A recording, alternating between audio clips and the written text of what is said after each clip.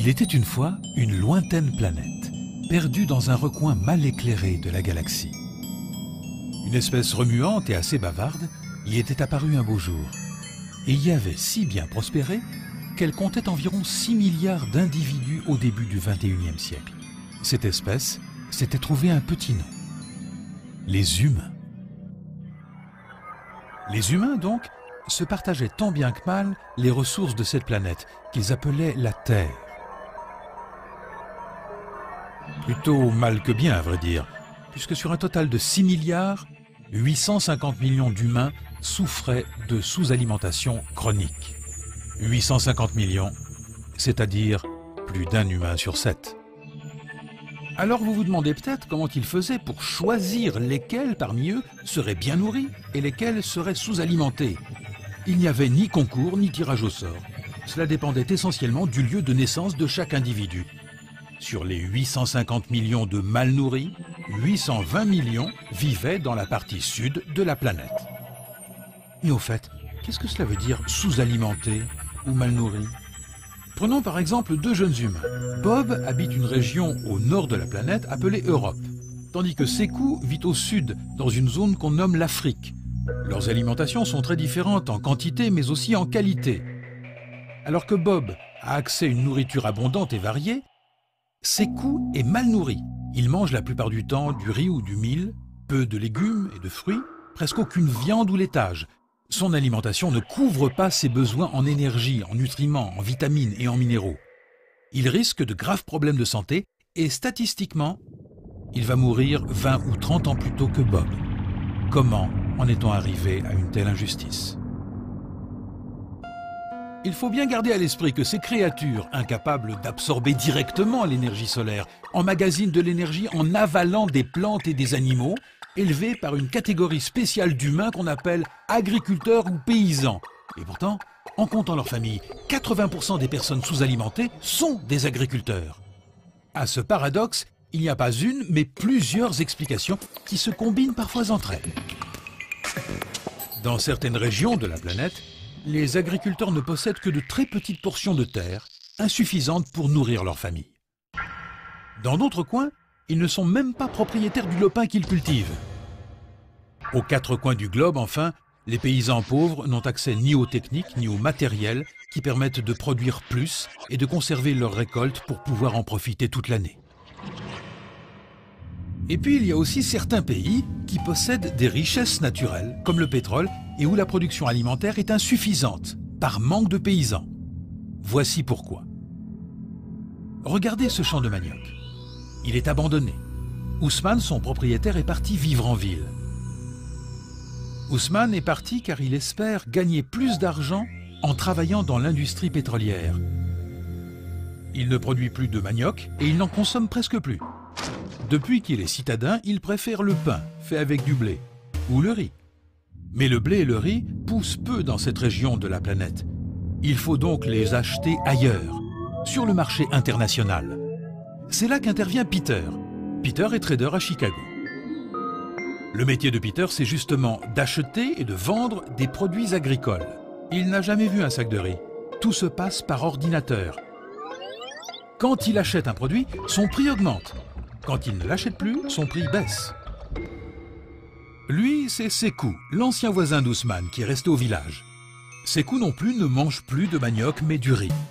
Comme le riz d'importation est très bon marché, c'est devenu plus rentable de cultiver du coton pour l'exporter et d'acheter du riz avec l'argent du coton. Résultat, pour se nourrir, Ousmane et Sekou dépendent tous les deux de Peter. Et voilà qu'un beau jour, Peter et ses amis se mettent à adorer le blé, tandis que le coton, bof. Du coup, le prix du blé explose. Or, cela entraîne aussi l'augmentation du riz. Ousmane et Sekou n'ont plus de quoi acheter leur aliment principal. Leur survie dépend des importations. On appelle ça la dépendance alimentaire. Heureusement, il y a Joséphine. Joséphine travaille pour un programme d'aide alimentaire qui distribue à Ousmane et à Sekou de quoi ne pas mourir de faim, ce qui est bien. Ce qui est moins bien, c'est que les produits alimentaires distribués gratuitement font baisser les prix sur les marchés locaux, ce qui appauvrit encore Sekou. Alberto, lui, est démographe. Son travail est de prévoir l'évolution future de la population. Selon Alberto, les pays qui subissent la dépendance alimentaire sont ceux dont la population va le plus augmenter dans les décennies à venir. Pour le moment, le manque de nourriture est causé par une mauvaise distribution, une mauvaise répartition, mais pour nourrir tout le monde en 2050, il faudra doubler la production alimentaire mondiale. Pour atteindre cet objectif, la solution la plus évidente, c'est d'augmenter les surfaces cultivées. Mais la Terre est une petite planète couverte aux 3/4 d'océan. La surface disponible est limitée. D'où la seconde solution, augmenter le rendement, c'est-à-dire la quantité produite sur une même surface. Les agriculteurs du Nord sont devenus très forts à cet exercice. Sur une surface identique, Michel, agriculteur en Europe, produit jusqu'à 1000 fois plus que ses coûts en Afrique. Le problème est que cet exploit consomme beaucoup d'eau, de pétrole, d'engrais, de pesticides et pollue énormément.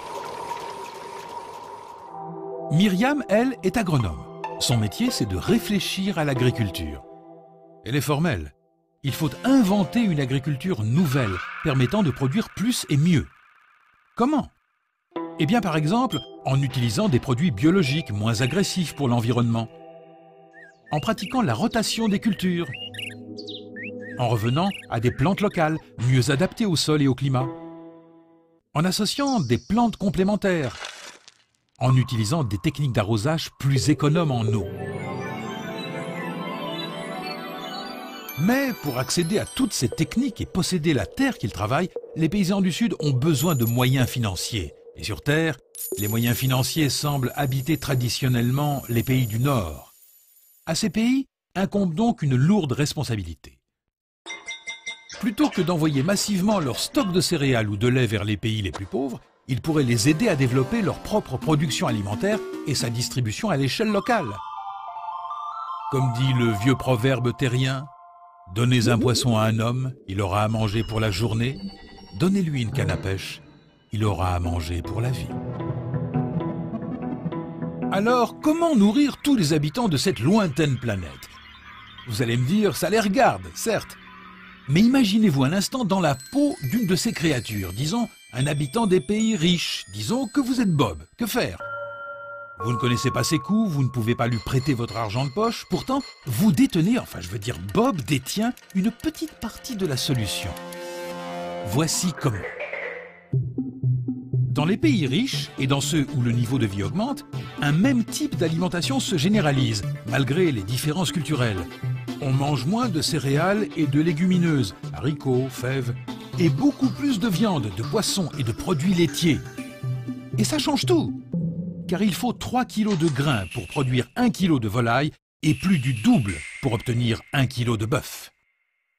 Et c'est là que Bob peut agir concrètement. En choisissant plus souvent un plat de lentilles plutôt qu'un steak, il consomme 6 fois moins de terres agricoles et 12 fois moins d'eau, ce qui en laisse plus pour les autres. Comment nourrir tout le monde? Les facteurs de l'équation sont à la fois politiques, économiques, écologiques et scientifiques. Sur leur lointaine planète, c'est collectivement que les humains devront la résoudre, cette équation. Et à moins de trouver une planète de rechange pour y faire pousser des vaches, la solution passe aussi par un changement des habitudes alimentaires. Autrement dit, par l'assiette de Bob.